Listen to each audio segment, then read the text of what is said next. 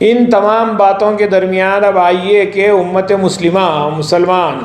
Minority اس ملک میں موجودہ policy کو کس طرح سے بہتر انداز میں استعمال کر سکتی ہے، اب ہم اس پر ڈسکشن کرنے جا رہے ہیں۔ میں آپ کی توجہ کا مبذول کرانا چاہتا ہوں، کیونکہ یہ اس پر اکثر جو ہے ہم لوگ ڈسکشن نہیں کر رہے ہیں، بلکہ اس کے نقائص اور خدشات پر ہی زیادہ گفتگو ہوتی ہے۔ تو عزیزان گرامی اور محترم سامعین، بات یہ ہے کہ ہمارے یہاں جو ایجوکیشنل سسٹم مسلمانوں کے اندر ہے اور جس لیول کا بھی ہے، تو ایک عرصے سے الحمدللہ مختلف چھوٹے بڑے ایجوکیشنل انسٹیٹیوشن اپنی خدمات انجام دے رہے ہیں، اور بہت کم ایسے انسٹیٹیوشن ہیں جن کی سٹینڈرڈز بہت ہائی ہیں، خوش آئند ہیں۔ لیکن دو طرح کے انسٹیٹیوشنز ہمارے پاس کام کرتے ہیں، ایک تو سوشل سیکٹر میں جو رفاہی ہے، فلاحی ادارے ہیں، ایجوکیشنل ہے، جو خیر خیرات سے چلتے ہیں، چندوں سے چلتے ہیں، ڈونیشن سے چلتے ہیں، اور وہ امت کی امانت ہے، وہ کسی کی ملکیت نہیں ہے۔ دوسرا جو سیکٹر ہے ابھی جو گزشتہ 10 سال میں بہت بڑے پیمانے پہ پھیلا ہے، وہ ہے کمرشل سیکٹر۔ ایجوکیشن کے اندر مسلمانوں کے کمرشل سیکٹر آنے سے کافی حد تک سدھار ضرور ہوا ہے، لیکن اس میں بھی بڑے پیمانے پر کرپشن اور غبن اور ایسی تمام چیزیں دیکھی جا رہی ہیں۔ لیکن اگر اس پر کنٹرول کر لیا جائے تو بہرحال ان کی خدمات بھی اس وقت امت اسلامیہ کو ضروری ہیں۔ تو ضرورت اس بات کی ہے کہ سوشل سیکٹر والے ایجوکیشن انسٹیٹیوشن ہوں یا کمرشل، دونوں بھی مخلصانہ طور پر امت کے بچوں کے معیارات کو بلند کرنے کے لیے جدوجہد کرنا ضروری ہے۔ اس میں دیکھیے کسی بھی قوم کے بچوں کا جو معیار اور اسٹینڈرڈ ایسے ہی نہیں بلند ہو جاتا، اس میں number 1 parents, number 2 teachers, number 3 management, اور نمبر 4 پوری کمیونٹی کو توجہ دینے کی ضرورت پڑتی ہے۔ جن اسکولز کے اندر بھی معیارات ہمارے خراب ہو چکے ہیں اور انتہائی گھٹیا قسم کے طلباء کو تیار کر کے جو برائے نام پاس میں نکالتے ہیں، وہ بہت مشکلات پیدا کر رہے ہیں۔ اور آپ سنیں گے، اب میں اس تفصیلات میں نہیں جانا چاہوں گا، کہ ہمارے نوجوان 8 سال ہو چکے ہیں گریجویشن کر کے، انہیں نوکریاں نہیں ہیں دستیاب۔ وجہ کیا ہے؟ اور پھر ایسے بھی کیسز ہیں جن کے معیارات اچھے تھے اور وہ لوگ آج گھر بیٹھے خواتین لاکھوں روپے مہینہ کما رہے ہیں۔ تو جتنا اچھا اسٹینڈرڈ ہوگا، آپ کو پے بھی اچھی ملے گی، اور ہمارے بچوں کو آفرز بھی اچھے آئیں گے، اور آئندہ ترقی کرنے کے مواقع ملیں گے۔ اگر آپ ان چیزوں کو بنیادی طور پر انتہائی ویک تعلیم دیں گے اور یہ سمجھیں گے کہ میرا بچہ SSC انٹر فلاں پڑھ رہا ہے اور اس کو کوئی چیک کرنے والا نہیں ہے، تو اس قسم کی بوسیدہ تعلیم سے بہتر ہے کہ تعلیم نہ دلائیں۔ یہ جہالت کا دوسرا رخ ہے کہ آپ انتہائی جو ہے کمزور قسم کی تعلیم دے کے ایک پورا اسٹرکچر لوگوں کے سامنے ریاکاری کرتے ہوئے، بیوقوف بناتے ہوئے امت کو کہ بھئی ہم تعلیمی خدمات انجام دے رہے ہیں۔ تو اب یہ پالیسی آنے کے بعد اب ایسی کوئی تعلیمی خدمات کی نہ ضرورت ہے، نہ اپنے آپ کو دھوکے میں رکھیے، نہ امت کو دھوکے میں ڈالیے، نہ جو ہے وہ بیچارے غریب والدین کو دھوکے میں رکھیے۔ آپ ہم جیسا پہلے کہہ چکے ہیں کہ ہندوستانی بچوں کی بڑی تعداد سرکاری اسکولوں میں پڑھتی ہے۔ 87% بچے ہمارے گورنمنٹ اسکول میں پڑھتے ہیں، اور صرف 13% مسلمان بچے پرائیویٹ اسکولس میں پڑھتے ہیں۔ تو پرائیویٹ اسکول کے اندر ذمہ داری دوہری ہو جاتی ہے۔ اب جہاں تک گورنمنٹ اسکول کا معاملہ ہے، تو وہاں کے جو ہمارے ایجوکیشنل سوسائٹیز ہیں، یا مسلم کمیونٹیز ہیں، یا ماسک کمیٹیز ہیں، یہ سب پہ ذمہ داری عائد ہوتی ہے کہ اپنے ایریے، بلاک کے، وارڈ کے جو اسکولز ہیں، ان کے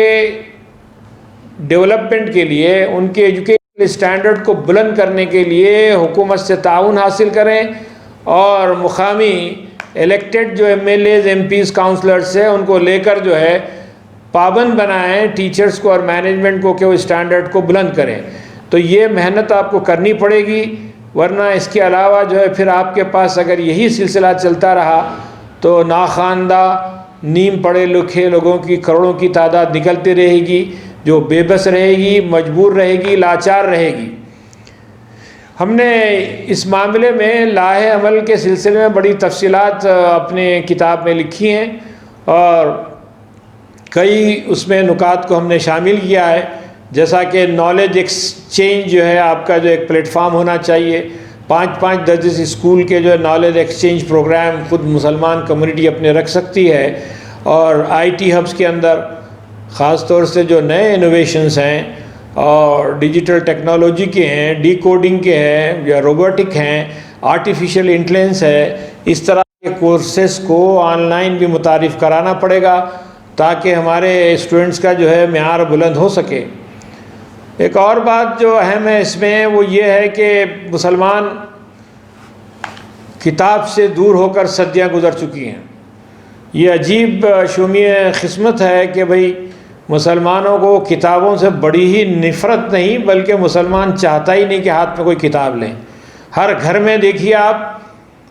ماہانہ ہزاروں روپے کا اناج آئے گا، کپڑے آئیں گے، زیور آئیں گے، بڑی بڑی شادیاں ہوں گی، لیکن کسی گھر میں آپ نے یہ نہیں سنا کہ ہر ماہ 2-4 ہزار کی کتابیں ہمارے گھر میں خریدی جاتی ہیں۔ کتابوں سے نفرت پیدا کی جا رہی ہے، اور پھر یہ کہا جا رہا ہے کہ نیٹ پر اویلیبل ہیں۔ یاد رکھیے کہ نیٹ پر جو نالج ہے وہ انتہائی جو ہے مختصر ہے، اور وہ نالج بہت زیادہ آپ اس پہ بیس نہیں کر سکتے۔ تو لیب اور لائبریری کا ایک ریولوشن پوری کمیونٹی میں لانے کی ضرورت ہے۔ یہ میں صرف آپ کو جو ہے نظریاتی یا فلاسفیکل بات نہیں کر رہا ہوں، بلکہ پریکٹیکل جو قومیں اب کتابوں کو مقدم رکھی ہیں اور کتابوں سے اپنا تعلق بڑھائی ہیں، تو وہ قومیں یقیناً جو آج ساری دنیا کے اندر قیادت کر رہی ہیں اور لیڈ کر رہی ہیں۔ اب یہاں جو ہم نے ایک لائے عمل کے سلسلے میں ایک اپنی تجویز دی تھی، ہو سکتا ہے تجویز آپ کو پسند نہ آئے، اس کا الٹرنیٹ ضرور ہو سکتا ہے۔ ایک مسلم کمیونٹی کے اکاؤنٹنٹ جنرل کی ضرورت ہے جو تمام ایجوکیشنل انسٹیٹیوشنز اور خاص طور سے ریلیف اور ریہیبلیٹیشن اور جتنے بھی سوشل آرگنائزیشنز ہے اس کا سالانہ خود وہ اسسمنٹ کرے۔ اور جیسا کہ اب نئی گورنمنٹ کی طرف سے یہ بہت زیادہ اکاؤنٹنگ سسٹم جو آیا ہے، فورنسک اکاؤنٹنگ سسٹم جسے کہا جاتا ہے، اگر اس کو امپلیمنٹ کیا جائے گا تو میں سمجھتا ہوں امت کا پیسہ امت کے پاس پہنچے گا۔ جو چندے اور جو بڑے پیمانے کے پر ڈونیشنز، سبسڈیز اور گورنمنٹ کی جو ہیلپ آتی ہے وہ پوری کی پوری پرائیویٹ اور فیملی میٹرز کے اندر استعمال کر لی جاتی ہے، اور بڑے پیمانے پر غبن ہوتا ہے۔ لاکھوں کروڑوں کے جو ہے گھر تعمیر ہوتے ہیں، اور بہرحال پراپرٹیز جو ہے مینجمنٹ کے بعض فاسد اور کرپٹ لوگ قسم کے بناتے ہیں۔ ایک اور جو مسئلہ دینی مدارس کے سلسلے میں یہاں ذکر کرنا چاہوں گا کہ دینی مدارس کے اندر اس وقت جو سب سے بڑا مسئلہ وہ ایک تو مقلد اور غیر مقلد اور مسالک کے اختلافات کا ہے، اسی جانب دوسرا مسئلہ جو ہے جو جائیدادیں چندوں سے بنی ہیں وہ جائیدادیں امت کی وقف میں ہیں یا ذاتی جائیدادیں بن چکی ہیں، اس کا جائزہ لینا ضروری ہے۔ اور جن علماء نے بھی محنت کی اور مخلصانہ اپنے بچوں کو ماشاءاللہ تعلیم دے کے حافظ عالم بنایا ہے، وہ قابل تحسین ہیں اور قابل مبارکباد ہیں، لیکن جن گرے ایریاز میں کرپشن ہو رہا ہے وہاں پہ اس بات پر تدارک کرنے کی ضرورت ہے۔ اب دینی مدارس کے طلباء کو اعلیٰ تعلیم کیوں نہیں حاصل کرنا چاہیے، سب سے بڑا مسئلہ ہے۔ دینی تعلیم کے طلباء خاص طور سے جو عربی جانتے ہیں ان کے لیے عربی میں بہت مواقع ہیں ہندوستان کی یونیورسٹیز میں۔ آپ بڑی بڑی یونیورسٹیاں ہیں، اب نام لینا نہیں چاہوں گا، وہاں عربی کی پی ایچ ڈی حاصل کرتے ہیں، اور اس کے بعد منسٹری آف ایکسٹرنل افیئرس میں، فارن کمپنیز میں، خود آئی ٹی کمپنیز میں بھی اردو اور عربی دان لوگوں کی جو ہے کافی قدر ہے اور اچھی خاصی ان کی سیلریز ہیں۔ تو جو ہمارے دینی طلباء عالمیت یا حفاظ کر کے جو رک جاتے ہیں تو ان سے ہم کو یہ گزارش کرنا پڑے گا، ان کو توجہ دلاتے ہوئے اعلیٰ تعلیم میں لا کر مسلمانوں کے اندر ایک زبردست تعلیمی انقلاب پیدا کرنا پڑے گا، اور مسلمانوں کی تعلیمی پسماندگی کو دور کرنا پڑے گا۔ اور جب تک کہ آپ یہ کام نہیں کر سکیں گے تو اس وقت تک کہ یہ جو اب ہمارے تعلیمی موجودہ ادارے ہیں اس پالیسی کے مطابق آئندہ کھنڈر بن جائیں گے، اور پھر اس کا کوئی ذکر بھی نہ ہوگا۔ دنیا بدل رہی ہے، بدل جائے گی، تو اسی لیے کوشش اس بات کی کیجئے کہ نئی جنریشن کو نیکسٹ اسٹیج پہ، ایڈوانس اسٹیج پہ، ترقیاتی اور ڈیولپمنٹل اسٹیج پہ کس طرح لے جائیں، اس کے لیے کلیکٹیو جد و جہد کا آغاز کریں، تو انشاءاللہ آئندہ 10 سالوں کے اندر نتائج بہت اچھے ہو سکتے ہیں۔ لاہ عمل کے اندر ہم نے 5 لسانی ملی فارمولے کی بات کہی ہے کہ ہمارے ملت کے بچوں کو کم از کم اب موجودہ دور کے تقاضوں اور چیلنجز کے مطابق 5 زبانوں کی تربیت دی جانی چاہیے اور انہیں 5 زبانیں پڑھانا چاہیے۔ وہ 5 زبانیں اس طرح ہیں کہ ایک تو یہ کہ مادری زبان جو بھی ہو، تیلگو، بنگالی، آسامی یا جو بھی مادری زبان ہو، اور اس کے ساتھ دینی، قرآنی اور اسلامی جو ہماری زبان ہے وہ عربی زبان بچوں کو پڑھنا اور انہیں سکھانا ضروری ہے۔ تیسری جو اہم لینگویج ہے وہ ریجنل لینگویج ہے۔ ریجنل لینگویج آپ جس خطے اور جس ریاست میں پیدا ہوئے ہیں وہاں کی جو لوکل لینگویج ہے، خاص طور سے ساؤتھ انڈیا کے اندر یا ویسٹرن انڈیا کے اندر یہ مسئلہ ہے کہ مقامی زبان ہمارے بچے نہیں جانتے اور پھر اعلیٰ تعلیم تک پہنچنے تک وہ زبان سے بالکل نابلد ہو جاتے ہیں، تو وہاں کے ایڈمنسٹریشن سے، پولیٹکس سے اور لوکل کلچر سے کٹ جاتے ہیں۔ تو اس لیے ضروری ہے کہ ریجنل لینگویج بھی بچوں کو اچھی طرح سے پڑھائیں اور اس میں مہارت پیدا کریں۔ اور اس کے بعد جو ہے چوتھی لینگویج جو ہے انگلش ہے۔ انگلش لینگویج انٹرنیشنل لینگویج ہے۔ انگلش لینگویج ہمارے تمام ریاستوں اور مرکزی حکومت کی زبان ہے، اور انگلش لینگویج تو آپ جانتے ہیں کہ دنیا کے مختلف ممالک کے اندر اس وقت اس کی بڑی اہمیت ہے۔ یہ 4 زبانوں کے علاوہ جیسا کہ ایجوکیشن پالیسی میں کہا گیا کہ ہم فارن لینگویج بھی ایک پڑھائیں گے، تو اس طرح ہم پہلے ہی سے ہمارے اسکولوں کے اندر ایک مزید فارن لینگویج کا اضافہ کریں، جس کے اندر فرینچ ہے، جرمن ہے، ٹرکش ہے، جاپنیز ہے، چائنیز ہے، جو آپ بھی